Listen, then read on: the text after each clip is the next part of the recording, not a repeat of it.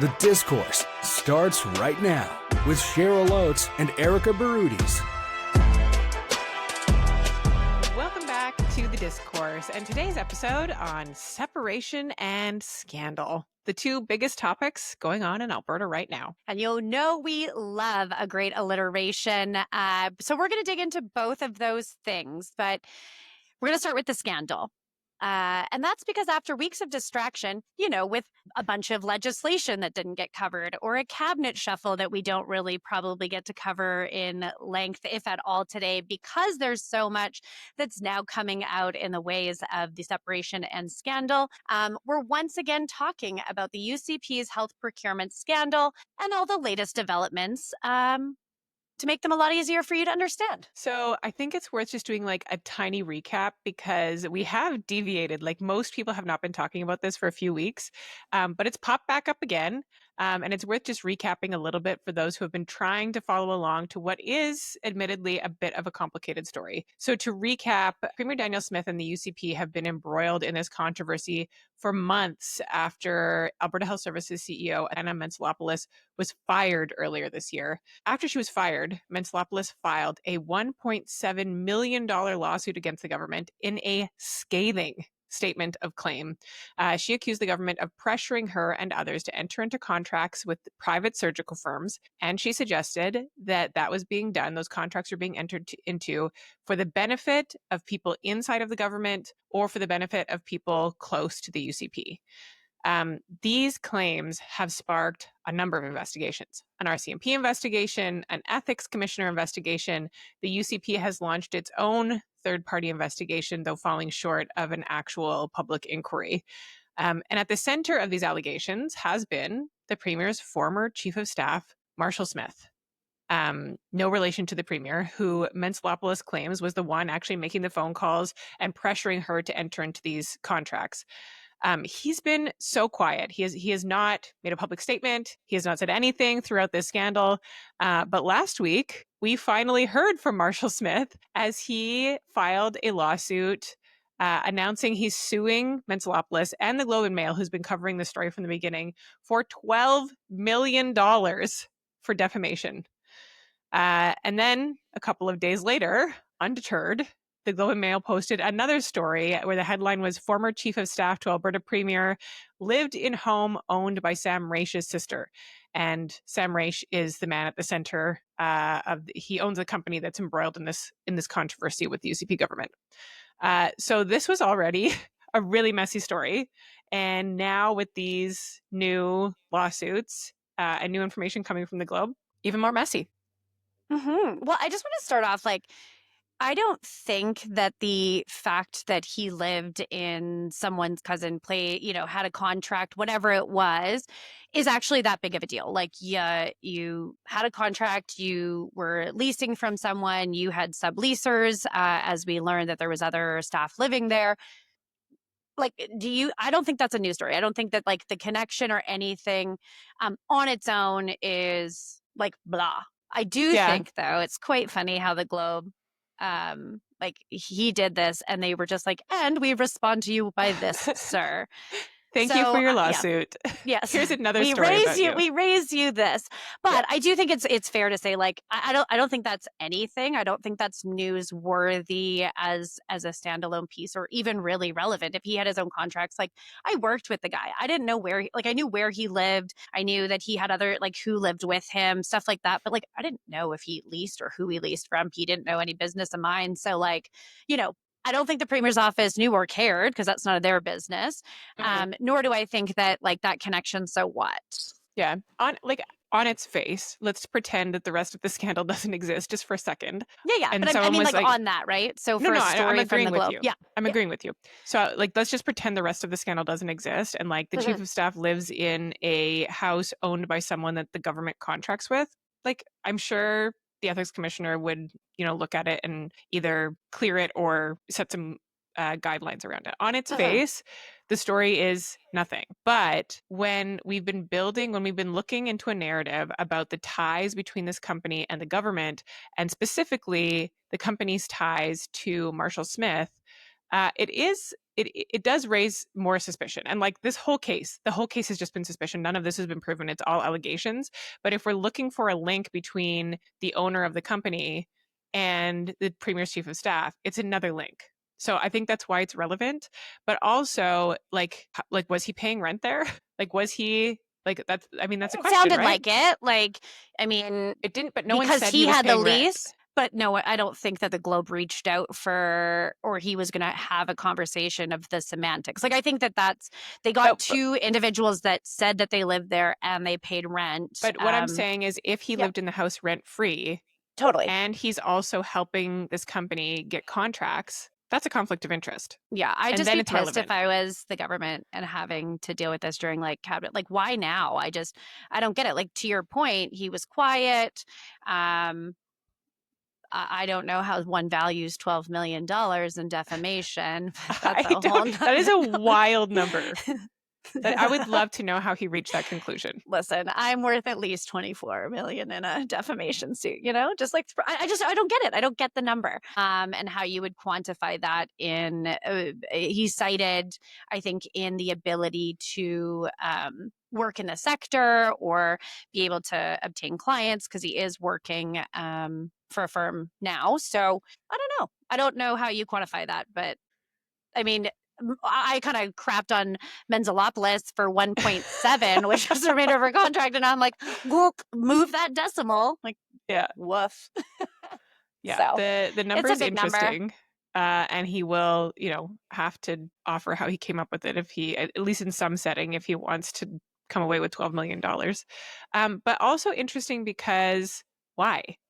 Like why now or just why? No, just why I don't even get that. Generally, of course, obviously he thinks he can win and he thinks that he's owed $12 million if we take this suit at face value, but it's not good for his reputation. Like what this does is bump the story back up into the media, bump it into, into terms that a lot of people can understand, whereas the previous pieces of this scandal are a little bit convoluted. Now it's back in the media. Now people are talking about it again. Now people are talking about things they can actually understand.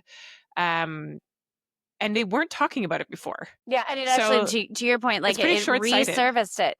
And I don't know, maybe, again, it was looking at his livelihood. I'll play devil's advocate just for the sake of it. But like looking at his livelihood that he, left the premier's office. Usually you go on to bigger and better things, meaning like usually like more money, more like work-life balance, all of these types of things. And maybe he just wasn't finding that now to the tune of 12 million. I don't know. But you do get like, it is a consuming job. It's a lot of work. It's a lot of pressure. Sure.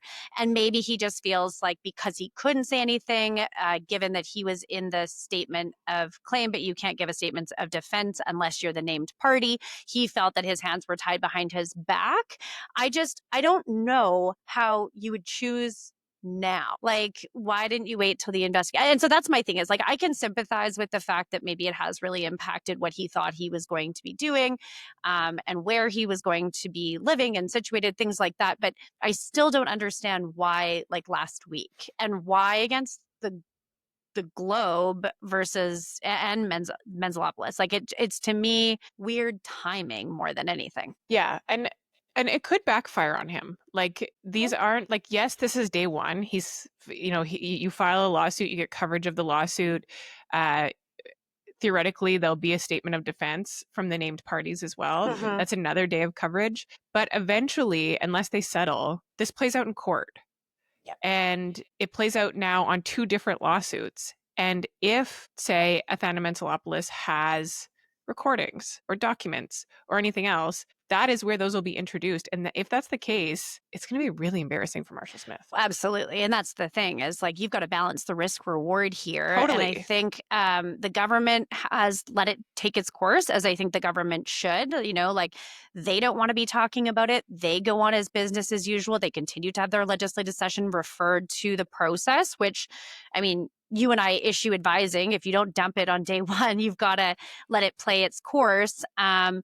And so I hope it's not consuming the government. I don't think it is. It's not appearing to be. But this is like, aren't you also a team player? Like, this isn't helping the government either to inject yourself and put a spotlight on yourself. So I don't know what he assessed as like, I need to do this. This is critical for me. And like I said, maybe my livelihood. I still think I would have let it play out maybe a little bit more or in its entirety. Or just wait for another obvious flashpoint. Like there's reports coming. Reports will come out eventually. There's some coming at least one coming at the end of the month. That's an obvious time where the media pays attention again. The public tunes back in. Like just do it then, rather than make another whole round of stories in a time where no one's talking about this. Like the government has done a really good job at distracting people. And some of that has been in their control and some of it has been outside of it. We had a federal election. We have separatism, which we're going to talk about a little bit more, but there's a lot of things where this was like issue number one for a number of weeks. There's a lot of things that have pulled eyeballs and journalists away from this scandal and onto something else. The government, I'm sure, was loving that. And Marshall Smith has now like just brought it back up to the top. You know what? To come back to your point, could this backfire on him? If his hands are not squeaky clean and he is, dismissive of everything, this article ain't going to play out well. Like this isn't going to age well in any way, shape, or form. And I bet you someone's going to make sure that it gets bumped to the top every time that you enter Marshall Smith, right? Like it's just, I don't think for a brand and reputation management, this was a strong play. But I don't know what else to hash out. I think we both would have probably advised differently. If I was the government, I would just be like, ugh, annoying, move on, no longer in our office, no longer our problem. And not even lose sleep over it, because I don't think it's worth it. The story is a little bit weak, I'll say, from the Globe, but it does get legs just because of everything else. And the fact that he was the one that put a spotlight on himself. I think the Globe is probably just holding this and maybe never going to release it, but Marshall gave them a Christmas present, so they went with it. Moving on to other people. There is one thing I still want to know. The reports are coming out. Your issue. Who owns the 12%? We need to know that still. 12 million, 12%. And we stopped talking about anything. it. It's just like the magic number for you. That there is 12% of this company that is at the center of the scandal, that is not disclosed about who owns the 12% and who is benefiting from these contracts. And so as this continues to progress, we got to keep our eyes on the ball. Who owns the 12%? Who is benefiting? I know that you're stuck on this. I know that people have tried to correct you or to show you where it is. From my understanding, it's still not exposed. I'll let this be Miss Oates' hill. Going to get her a shirt eventually. But let's talk about other people I don't think are relevant, but somehow are making headwaves. Ouch. That's the theme of today. People Erika doesn't want to talk about, but somehow they've... No, not you. Oh, sorry, I didn't mean you. And the next person we're going to talk about. So on to our next topic of separation. So this topic continues to garner attention. I'm sure you have too, lots of conversations. I think because what I said on Hotel Pacifico, I'm getting a few more requests because I might relate a little bit more to the sheer discontent with Ottawa. But it's still garnering attention across the province and outside of it. The most recent polls are still showing a minority of Albertans who still minority who supports leaving Canada, aka it's still around the same number of around 1/3 that would even vote on having a conversation or desire to explore those steps. So yeah, and I mean, the group, there's a couple groups organizing around this. So we have now a political party, the Republican Party of Alberta. And there's also Alberta Prosperity Project, which is a nonprofit. And I mean, they are pretty organized. They've been going around the province holding town halls and having meetings, talking about what it could look like if Alberta left Canada. And I have to admit, because as I've said, this is my new pastime, is just to sort of follow these pages and see how the conversation is evolving. It's a little confusing. So they posted this thing on their social media accounts, like things you keep within a sovereign Alberta, which I don't know how you could promise anybody that they would keep anything. Like, obviously all of this is up for negotiation, and I'm not sure that when you ask like the 30% of Albertans who are interested in having this conversation, I'm not sure that there's consensus around what that might look like. But they had to add onto the bottom of their post, unless negotiated otherwise via the referendum process and obligatory provincial and federal discussions due to clear majority win in a referendum, which is like, I would have just put an asterisk and put it real small at the bottom. Like, oh, it was there. but that's like, but it's a really, like, it seems like a correction, but it's a really important point, is that we don't like, there's no consensus about what this conversation is even about. It's just a bunch of people who have grievances and want somewhere to aim their grievances and organize around. And this is a really convenient vehicle to do that. Well, I have not been shy that I would entertain the conversation, or I think that we should go through this process, especially if the numbers and signatures, and I'm not saying you did, but I want to know what or how this would work. And so far, that hasn't really been painted. Alberta Prosperity Project is probably the most advanced in their organization, as well as kind of how they've laid it out. But I still don't really know how that is feasible. And that's what I'm kind of looking for, by also recognizing we are landlocked, or even letting it go to a vote. Love democracy, like go to a vote and shut this thing down. Like I get that. I think as a province, we need to go through that process in order to say that we've explored and exhausted all options one way or the other. Also still hope that, and as they're meeting today and tomorrow, the Western Premiers Conference, that some directive or alignment or collaboration will come out of that, as well as ongoing with the federal government. But I don't know, like, I think it sounds simple, but it's super complicated. Of And course, I think that's the deterrent of having multiple groups also be organizing it, because like you don't really know what is a reliable source and to what degree.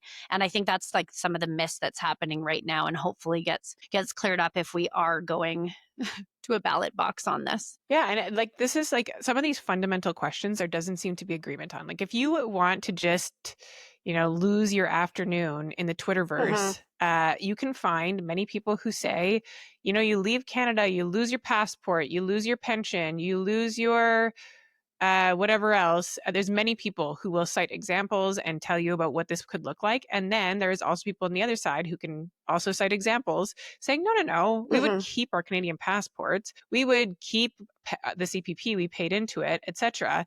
But there's no way for anyone to know the answers to any of those questions, because truly, we don't even know what we're talking about. We don't even know what the questions are. So in your ideal world, like I know Alberta Prosperity Project outlined their question. It's pretty high level. It doesn't obviously have terms and conditions around this.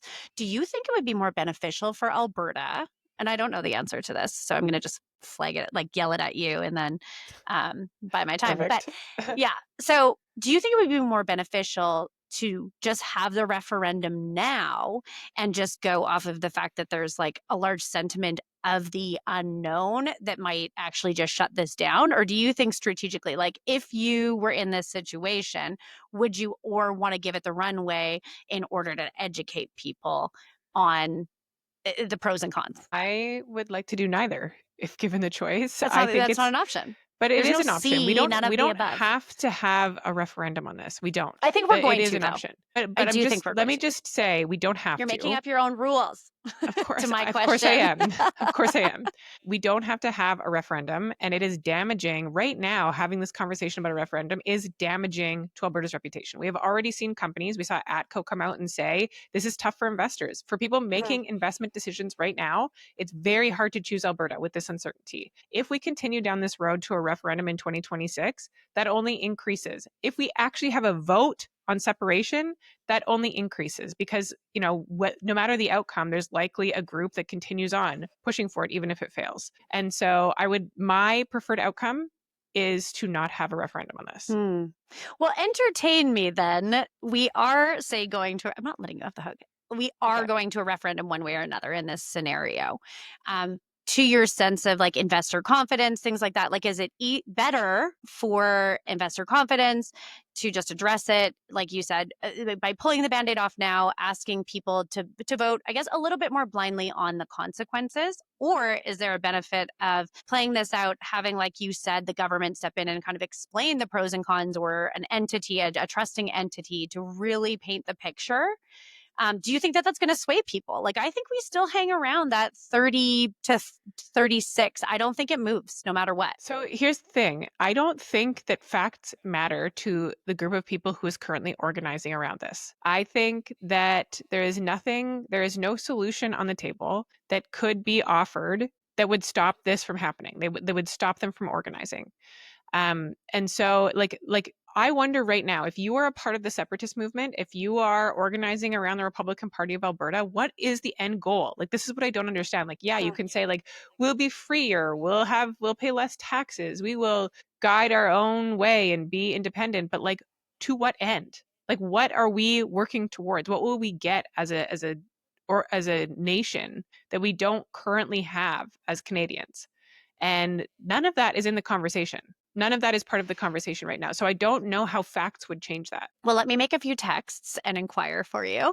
No, but in all seriousness, I think it's because of how they just feel mistreated. I can say that I'm a part of that, like mistreated by Ottawa. So I think the conversation is like, do you go to the marriage counselor, or do you get a divorce? And it sounds for most that they're like, I've had enough, let's get divorced. I'd rather figure the rest of that stuff out after the fact. Now, it might end up that you get a really bad agreement. You're paying a bunch of money, or you're, not prospering and living your best life after this divorce, right? But I think for a lot of people, it's like, I can't take it anymore. I don't even care what the consequences of being divorced or my custody or anything like that, because I just can't do it anymore. And so I'm just putting myself in those shoes, where you're right, though. I don't think that there's any rhyme or reason.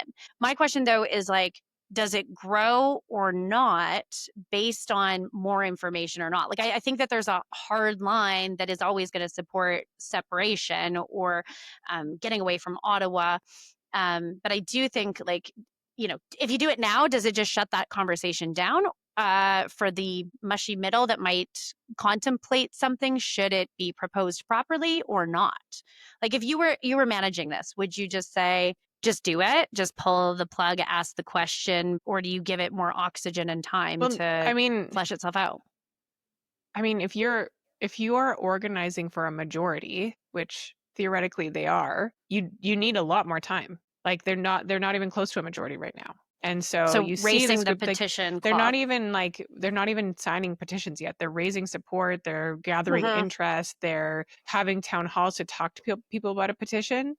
And as I understand it, so that they're not just hitting 177,000 signatures when they organize for the the threshold for a referendum question. They're organizing people to actually vote on a referendum question. Like, they're 3 steps ahead of having enough people, or what they're working to is 3 steps ahead of having enough people to trigger the referendum. So, I mean, they need more time, but I think if it went today, it would fail, which would be great. And I think that's ultimately where we're going to get. I think that there will be a referendum.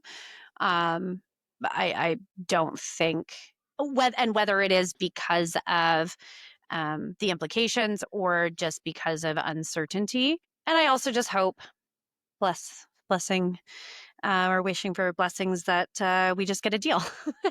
And we've seen Quebec kind of come more to the table. We've seen, and hopefully, the Western premiers. I saw Scott Moe put out kind of his 10 requests for like a healthy relationship. So I think there's still so much at play that we will probably continue to talk about this anyway. But do we want to talk about the other? Yep. Yeah, I did want to talk a bit about sort of some of the undercurrents that I'm worried about in these organizing bodies. And I think it's easy to say, like, these are groups of people who, one is what some are federalists and some are separatists, and just leave it at that. But as I comb through some of these pages, there is some stuff that I find like very concerning. Like, for one example, there was a tweet that the Alberta Prosperity Project retweeted, which is like really not subtle racism. like basically saying that like it's a tweet about how there's more, it's retweeting a story about how there's more cabinet ministers from Brampton and they're all from Alberta, which like obviously there are, because Alberta didn't elect enough people to have more cabinet ministers than Brampton. Like we elected 2 Liberals. Like you get in cabinet what you send to Ottawa. But anyways, it's a story about how Brampton has more cabinet ministers than Alberta. And then they've retweeted someone saying like, what's the first thing that pops into your mind when you think about Brampton? Be honest. And it's a picture of 3 Southeast Asians. So like this kind of stuff is gross, like really gross. And that is worrying to see that be one of the sort of undercurrents of the movement. Yeah, and I get where you're coming from, like just from, I wouldn't encourage them to retweet it, but I follow them. I don't know if you do now, but like it doesn't come up on my feed. I'm not going to lose sleep over it. And I'm not saying because it's not important, but when I think of like just Carney's cabinet as a whole, I see the message as like the headline for the news story. I don't know if we're putting this up, but Carney's cabinet has more MPs from Brampton, Ontario, than Alberta and Saskatchewan combined. I think it's the sentiment for me in that article that unfortunately we're not represented. We don't have voices at the table. Now I get that there's only 3. We sent one half got a of our cabinet point. we sent half of our I mean, MPs to but if cabinet. you want diversity, you want diversity of thought, you want regional approach. There's nothing stopping him from giving 1 in Saskatchewan and 1 in Alberta, or 2 of the 3. Like I don't think that there's no rules. There's no rules that you can appoint multiple people from Brampton. Right. And so I think what I read from the message of the article, to be clear, in the Calgary Herald, is like, yeah, I don't love that we don't have as much representation. You could have given both of them, like if you wanted to. But this so is I'm not agreeing with the other guy that's like this Marty up north. But to me, I'm like, Alberta Prosperity Project probably wouldn't have retweeted that. I don't know if the person that's retweeting is just retweeting the article, but like, okay, but I don't know. I feel like that's like a stretch. Like I think you're stretching. No, it's like it's blatant racism and it's gross. And people who are But I'm saying thinking that you're saying now you're equating for retweeting something, saying that you support racism, as opposed to being like, oh shit, we were just actually saying Alberta and Saskatchewan have shitty representation. Erika, you are tying yourselves in knots to defend this. They didn't retweet the article. They retweeted the commentary. I get all your other points and talking about the like lack of clarity on Alberta Prosperity Project, some of their lack of clarity on explaining to people what it means and the impacts. I'll side with you on that one because I do think that they could do more. I know you did the run a show, so thank you for doing that, but I feel like you just kind of threw this one in and that it was like, meh. Yeah, does it really matter in this game? I think it matters as a proof point that people need to be careful about what they're really getting involved in and what the other goals of this group are. And this is just one example. I don't think one freaking retweet makes all the people in Alberta Prosperity Group racist. I think that's like absurd to say. But I didn't say well, but that's what you're insinuating. Like, I don't think that's cool. I'm not insinuating that. But you're saying what you're tying yourself to. People should know that maybe the person behind the tweet is not chill with people in Brampton. Cool, yeah, but that's like one gets person. That benefit of the doubt. Like if you tweet, well, I sit here and I don't give 2 craps that these people did racist shit, you are accountable for racist shit. Like that's the way it goes. It doesn't matter who's behind the account. Right, but I think what I'm hearing from you is, say the person that retweeted it, you got to own that. Unfortunately, it would just be easier if the group didn't retweet it or that person didn't to enter even into the context of this podcast. But I think it's really unfair to say that like one retweet means that if you get involved in this group, you're associating yourself with racism. But I didn't say that. I just said people need to be careful. I just want to be clear then. I'm just saying this kind of stuff is... Speaking of being careful with crazy people, can we move on to Thomas Lukaszuk? Sure. I have no more points to make. Okay. You can make a point. I was asking a question. Yeah. All I'm saying is if this is something that's interesting to you, make sure you know what you're getting into and make sure you know what you're aligning yourself with, because this kind of stuff retweeted from the page is gross. Anyways, I can't wait for all the snowflake comments in the commentary on this podcast episode. I don't like them. There is another Lukaszuk, Thomas Lukaszuk, the former deputy premier of Alberta. He has launched his own petition. And I know, Erika, you are pumped to talk about Thomas Oh, Lukaszuk. So why don't you tell us about okay. his petition? So before we talked about Alberta Prosperity Group, I said that there was like a bunch of people on this podcast episode. There's one more. This is also who I was talking about. Not you, Cheryl. I realized that I said it in a way that it might have come back to you. It is not. It is, I was referring to the former chief of staff. Now, one of my former bosses, who I worked for when he was the Minister of Education in my first role at the legislature. In case you didn't know, he put it in his own announcement, former Deputy Premier of Alberta, Thomas A. Lukaszuk, and that he's going to have his own referendum approval. I'm going to let you talk about why you care about this, because I just think it's Thomas Lukaszuk trying to be relevant. Okay. And yeah, you can start. And maybe that's true, but Thomas Lukaszuk, it's still worth talking about. Thomas Lukaszuk has launched his own appeal for a petition, which is basically on the other side of the separatist agenda, basically asking people to sign up to stay forever Canadian. And his question, should this be successful, is, do you agree that Alberta must remain in Canada and any form of separation be rejected?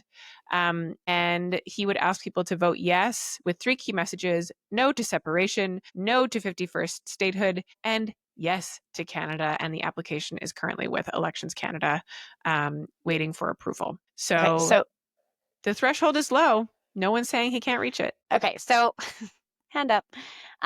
Just to be clear, instead of just simply going out, should a referendum come forward, and voting no, he is adding to all of this by saying, instead, let's have a referendum that also says, yay, we're pro-Canada. Like, to me, I'm like, shouldn't you just say vote no on any referendum that says that you don't support Canada, stand up for Canada? Because now what happens if both of these hit the threshold and then you have one question that's like, should we leave Canada? And one that's like, no to all of these things? Then what do you do? I know. And he's almost just like creating an issue within an issue, as opposed to just creating a whole campaign, which he easily could. And then he'd still get to put his name on it. He'd still get to dance around doing media for it, getting all the value add that I think he's trying to get out of this. But now it's like, what if there's 2 competing referendum questions? And these are already, like, referendum questions are already confusing. Imagine having 2 back-to-back on your ballot. Like, remember when we had, even with Jason Kenney with the equalization, it was very confusingly worded.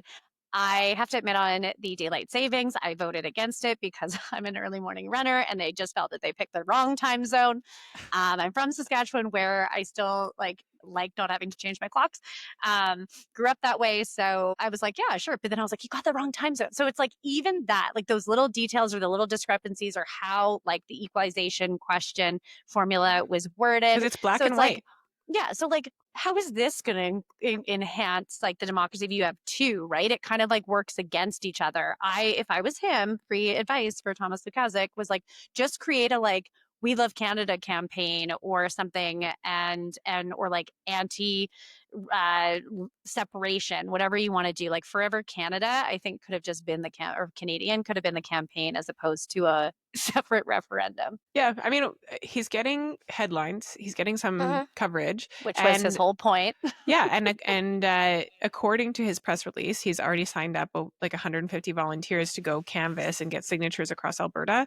So, I mean, it is sort of like a concentration point to build a campaign around. Would it be a bit confusing in the end? Yeah, totally. Because it's hard to just like put up a campaign to say vote yes. Hey, when you hit the ballot box, vote yes. That becomes much more difficult to say. But like, you know, I like that there is a vehicle for people who are on the opposite side of this to organize around. Yeah. So the people that are complaining about the threshold should stop complaining about the thresholds, because they might get the question too. But I do think, this is my prediction, that Thomas Lukaszuk is going to use this as his own list, because he's going to run for something in the next couple of years. And so there you go. Similar to your cautionary comments about the Alberta Prosperity, Thomas Lukaszuk will call you to volunteer for one of his campaigns should you sign up for this list. Just saying. It's my prediction. So know what you're signing up for, not just anti-separation. Okay. You can go on the trifecta of people that annoy me that I don't want to talk about right now. Oh, is this the third person? Are we moving on to the third person in your trifecta? We can. We Okay, can, go unless ahead. you want to talk about Thomas No. the Cousin Go more. I ahead. don't. Okay, so as Cheryl mentioned, the Alberta Republican Party issued a release on May 20th, recognizing that founder individual that you saw in the ads, Cameron Davies, will be the candidate in Olds-Didsbury-Three Hills. This comes after the UCP announced their candidate. Does the NDP have theirs? Not yet. Okay. I mean, or they're going to have one, but like, does it matter? And so in Olds, in the upcoming by-election, whenever that shall be called, he has been chosen, I suspect through an appointment, to be the official candidate. I don't know if you want to get into any of the details of his release specifically. My whole point is like, all these people annoy me. That's So it. I do think this is sort of like, whether they annoy you aside, I do think this is sort of important in in terms of like the dynamics in Alberta politics, because if you look at the demographics of this riding, it's not unfathomable that Cam Davies could do quite well here. It's not unfathomable that Cam Davies could win in Olds-Didsbury. And if he had a seat in the House, that would really change things for Danielle Smith. Like, suddenly the party has credibility. Suddenly they get to ask questions of Danielle Smith. Suddenly she's talking about this every day when she probably doesn't want to be talking about this every day. Him having a seat in the House would really change dynamics in Alberta. And it's not unfathomable. So Cam Davies is now running. They've announced he's running. He's the leader of the party. The UCP appointed their candidate there, despite having a number of people who wanted to seek the nomination. They appointed Tara Sawyer. Tara Sawyer. Who is a barley and grain farmer there. And Danielle Smith has said that she will call all 3 vacant seats, so Edmonton Strathcona, Edmonton Ellerslie, and Olds-Didsbury, all together in the interest of taxpayer dollars. So theoretically, those have to come soon, because Rachel's seat, Edmonton Strathcona, is coming up on the deadline for when it has to be called. Yeah, so we should expect that in, the next 10 days, right? That's Inside information there? No, it's like June 1, isn't it? I think it's July. Or is it? Oh, is it? Oh, yeah, that's how wrong. math works. Because it's 6 months, right? Math is hard, Cheryl. Can you clip that, please? But no, so I guess it's end of June would be okay. So either way, they have the UCP Tara Sawyer appointment. The leader gets 4 appointments. I never encouraged them outside of campaign period to do it, but I think they wanted someone in place quick. I think that I'm really happy with this election. I heard a few other names being buzzed around, and I think there was a lot of consulting that the premier was doing from caucus. And I think that from what I've heard, it was a really good appointment. So I don't love appointments, but I kind of understand why they would do it here, especially given that you want to give someone time to get going.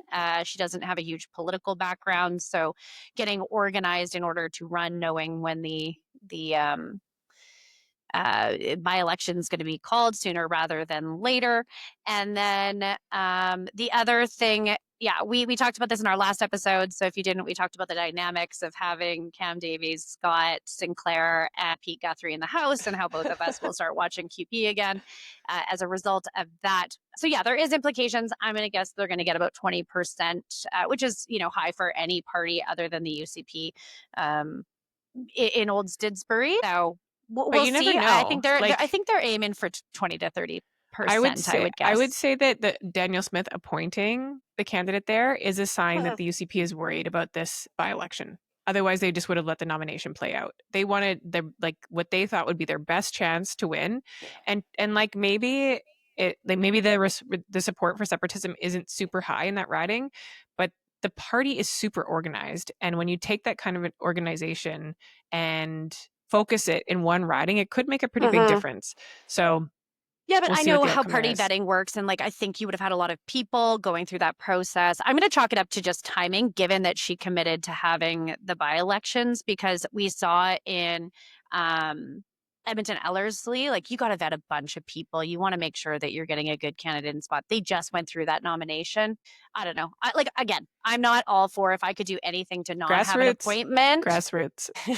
Democracy. Yeah. But one of we the love other democracy things that I think, when it works for us. This is why I'm saying I don't encourage appointments, but by the rules of the party, she has 4 appointments within an election cycle. I just, as someone that manages issues, is always like, have something in your back pocket. Because I also don't think a leader should, unless they absolutely have to, use all 4. Okay. The funny thing, though, is do you want to talk about the MLA dashboard that they put? I think this is like the funniest part of this news release or of the Republican Party is just like kind of the like douchebag things that they put in, which I just find funny. But you know what, this though, is the one value add Cam Davies has in my life today. Like you say douchebag things, but like I think this is really smart. I think it's probably just because it's my party that it's yeah. So it's funny though. It is comical. The Alberta Republican Party of Alberta. I don't know which order they like to go in because they kind of use both. They've launched this dashboard which gives you like this. They call it like a report card, a scorecard. Find the image of every MLA currently elected and where they stand, with the exception of Shannon Phillips, who they kept in here, even though she's listed as former. I didn't notice that. That's hilarious. You can contact your MLA and encourage them to support a binding is underlined, independence referendum. So you can scroll through this list and see where every single MLA stands. There's a column that says support, yes or no, and it will tell you whether that MLA supports Alberta separatism. Spoiler How do you alert, think they there's no NDP MLAs that support separatism. Okay, but how do they decide this? Because now I'm like deep into the website.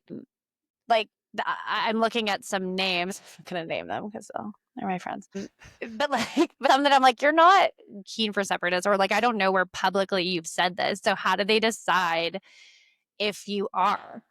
I don't know, but this is what I was wondering when I looked at the website. It's like a split on the UCP. I'm just like, but like, if what you're do you in do? like rural Alberta, they've just like coined you and decided. Like, so do they like if you're an MLA and like, for example, Nathan Cooper is listed as a yes, even though he's about to vacate his seat as of June 1st and become the representative to the United States, but he's a separatist. Like if I'm Nathan Cooper and that's not true, I'm calling the Republican Party and saying like, take that yes off of there.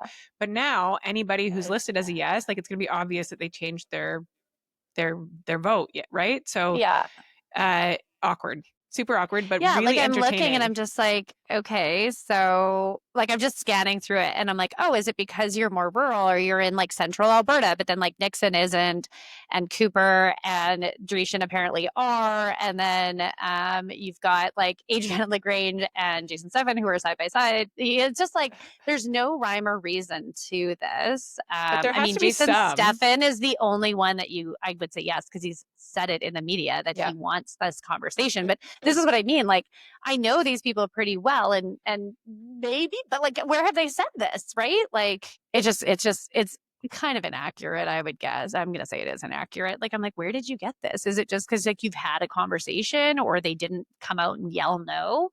Either way, if I was an MLA, not that I want to give any oxygen to the website more than it's getting, but I would be like, sorry, no. Because they're going to get asked. Like, this is just going to cause media. Yeah, and now it's going to be obvious if they flip their vote, and how does that play in their local ridings? Totally. So, like, it's just kind of, like, I mean, that's the douchebag side of things, is like how they've organized it. I still think it's funny to any type of petition to like directly email your MLA. Because I love democracy. I am for it. And also, every time you email your MLA, the Republican Party of Alberta collects your information. So yes. So data is everything in the world of politics, folks. So if you didn't think that Cam Davies, Thomas Lukasik, I don't think Marshall Smith wants anyone's email or anyone to have his right now. So he might be the exception.